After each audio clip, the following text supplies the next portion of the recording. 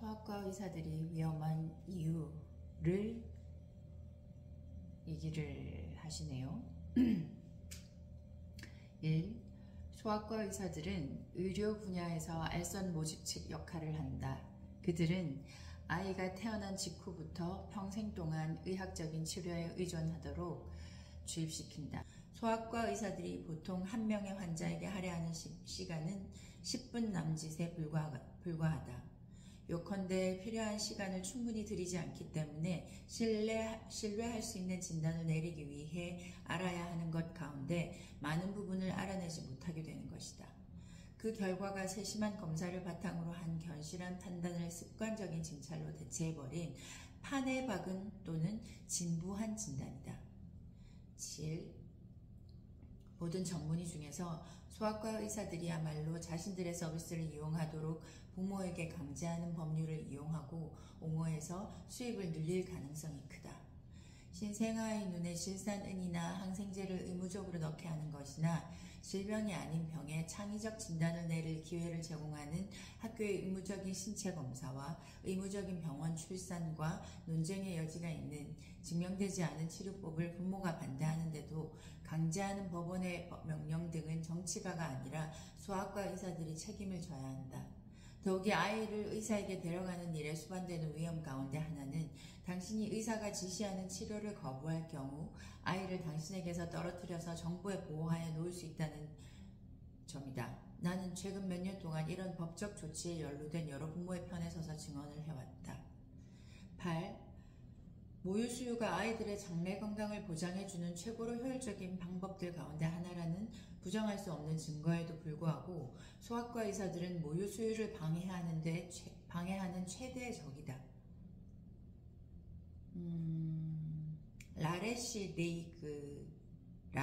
리그 1950년대 미국의 모유 수유율이 20%대로 떨어지자 모유 수유를 장려하고 돕고자 미국에서 조직된 모임으로 국제 모유 은행의 모태가 되었다. 그게 라레시 리그랍니다. 라레시 리그에서 오랫동안 유아식 제조 회사들이 소아과 의사들에게 행사해온 영향력에 대항하기 시작하긴 했지만 수많은 의사들이 모유 수유를 장려하지 않거나 적극적으로 방해한다. 그 이유를 모두 살펴보지는 않겠다. 그렇지만 미국의 소아과 분야의 성장에는 오랫동안 소아과 의사들을 무보수 세일즈맨으로 활용해온 유아식 제조 회사들의 재정적인 지원이 커다란 역할을 했다는 사실은 주목해볼 가치가 있을 것이다. 9. 소아과 의사들은 아이들에게 신체적으로나 지성적인 면에서 손상을 입힐 수 있는 비양심적인 산부인과 처치에 암묵적으로 동조한다. 그들은 자기들이 목격하게 되는 그런 손상을 만드는데 산부인과 의사가 일조한 역할들을 은폐한다. 결함이 있는 아이를 낳은 부모가 소아과 의사에게 산부인과 의사의 책임이 있는지 묻는다면 의사는 레지던트를 거치면서 배운 대답을 할 것이다. 지난 일을 돌이켜봐야 무슨 소용이 있나요? 앞으로의 일을 생각해야죠.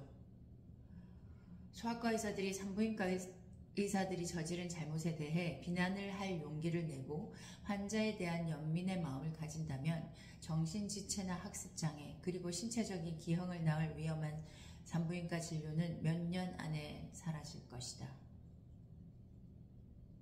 소아과 진료로 인한 부정적인 영향에 대한 이 모든 증거에도 불구하고 소아과 의사들의 숫자가 많은 덕분에 미국의 아이들이 더 나은 보살핌을 받고 있다는 신화는 아직도 존재한다. 그런 믿음은 두 가지 점에서 틀리다. 먼저 유아 사망률에 대한 통계를 보면 미국 아이들은 소아과 의사가 많지 않은 다른 선진국의 아이들보다 건강하지 않다는 점이 드러난다. 심지어 일부 개발도상국가 아이들이 미국 아이들보다 더 건강하다.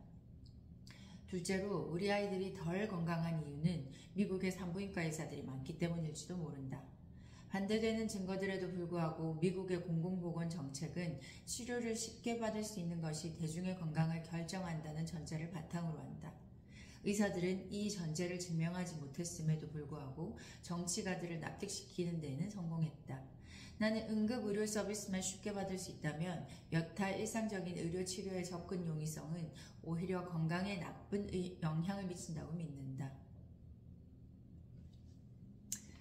의사의 파업이 일어나면 사망률이 내려가는 것을 보아왔다. 자, 건강하려면 의사와 가까이 하지 말라. 아이를 건강하게 기르는 가장 좋은 방법은 사고가 일어났을 경우에 응급치료나 명백하게 심각한 질병의 경우를 제외하면 의사를 멀리하는 것이다. 아이가 아픈 증상을 보이거든 상태를 면밀히 관찰하라. 하지만 심각하게 아프다는 뚜렷한 증거가 나타나기 전에는 의학적인 도움을 구하지 말라. 대부분의 의사들은 인체가 자체적으로 치료할 수 있는 놀라운 능력을 가진 불가사의한 기관이라는 사실을 무시한다. 아이를 병원에 데려가면 의사들은 아마도 인체가 그런 능력을 발휘하도록 내버려 두지 않을 것이다. 대신 의사들은 우리 몸이 적절하게 처리하지 못하는 부작용을 수반하는 필요치도 않고 받아서도 안 되는 치료를 함으로써 몸의 자연스러운 방어 시스템을 교란한다. 병원은 아이가 정말 아플 때 가는 곳이다. 건강할 때 가는 곳이 아니다. 의사가 한 달, 두 달 또는 어떻게든 정기적으로 예정을 짜서 일상적이고 정기적인 검사를 받도록 아기를 데려오라고 한다면 그런 검사가 왜 필요한지부터 물어라. 그 검사가 아이의 건강을 개선시키는 데 도움이 된다는 객관적인 연구 결과가 있는지 물어보도록 하라. 그런 검사가 있다는 이야기는 한 번도 들어본 적이 없다.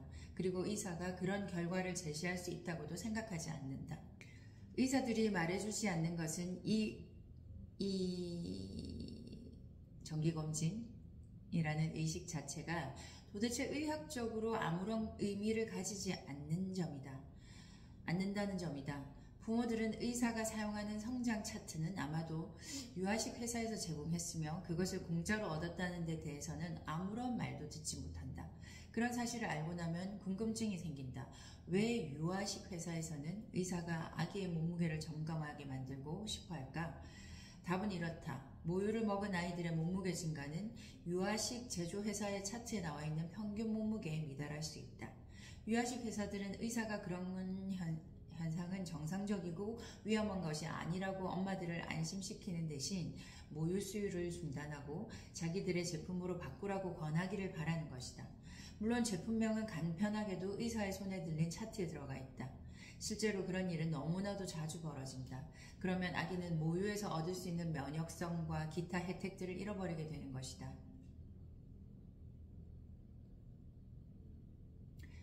왜 체중 차트는 현혹적일까?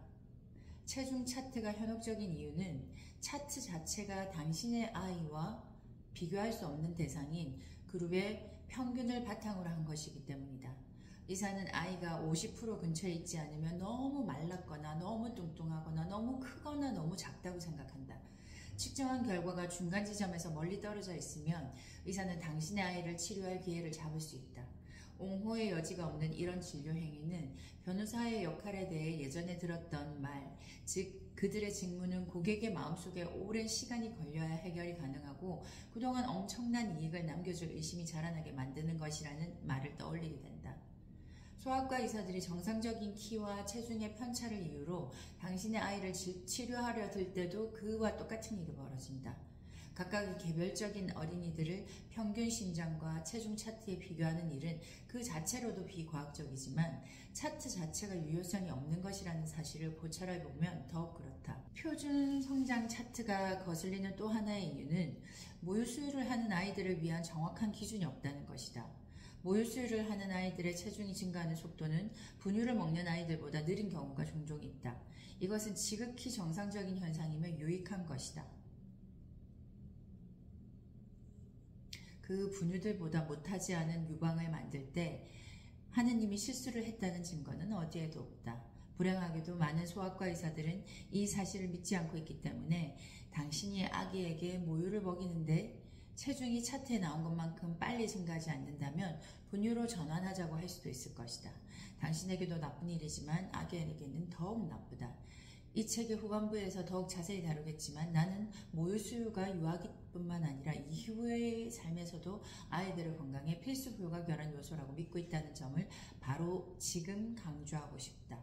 표준 성장 차트를 사용하는 것은 현대의학에 만연한 양적인 비상식이 질적인 상식을 대신하는 사례들 가운데 한 가지일 뿐이다. 당신 아이의 성장을 어떤 종류든 표준이라는 기준과 비교하는 것을 중요하게 생각하는 의사에게 영향을 받지 말라. 의사가 그렇게 하려고 하거든 그런 기준들이라는 것은 소규모의 아이들만을 대상으로 오래전에 실시한 검사 결과일 뿐이며 종종 사과와 오렌지를 비교하는 우를 범하기도 할 뿐더러 모유 수유를 하는 아이들과 분유를 먹는 아이들 사이의 차이에 대해서도 고려를 하지 않았다는 사실을 기억하라. 다시 한번 말하겠다. 당신의 소아과 의사는 모유를 먹고 자라는 어린 아이들의 성장 패턴에 대해서 문자 그대로 무지하다. 당신이 모유로 키우고 있는 아이의 성장 속도가 너무 느리다고 말하는 의사는 당신을 오도하는 것이다. 그 외에 다른 면에서 아이가 건강하다면 의사가 쓸데없이 차트에 의거해서 추정한 말도 안 되는 난센스 때문에 분유로 바꿀 필요는 전혀 없다.